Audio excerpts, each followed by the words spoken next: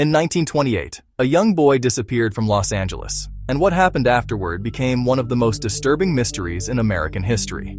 The boy's name was Walter Collins, and his case exposed corruption, deception, and a horrifying serial killer that still haunts people nearly 100 years later.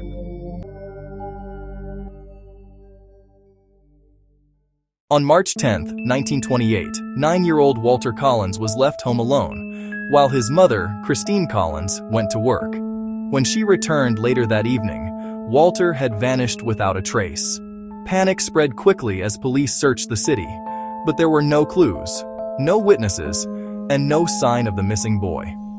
Newspapers across America covered the story, and the Los Angeles Police Department faced growing pressure to solve the case as quickly as possible.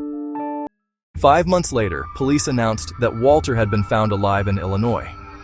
Christine was overwhelmed with emotion and traveled to meet the child, but the moment she saw him, she knew something was terribly wrong. The boy standing in front of her was not Walter Collins.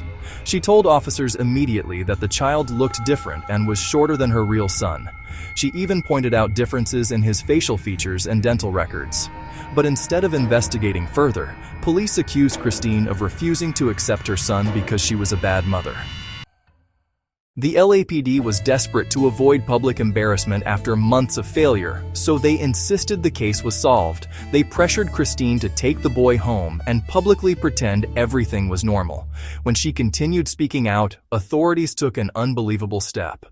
They had Christine Collins committed to a mental hospital under something called Code 12, a controversial practice used at the time to silence difficult women without proper evidence. While Christine was locked away, the truth slowly began to unravel. The boy pretending to be Walter eventually admitted he was actually a runaway from Iowa named Arthur Hutchins. He confessed that he only pretended to be Walter because he wanted a free trip to Hollywood and hoped to meet movie stars. But the real horror was still waiting to be uncovered. Around the same time, police discovered a horrifying murder site at a place known as the Wineville Chicken Ranch.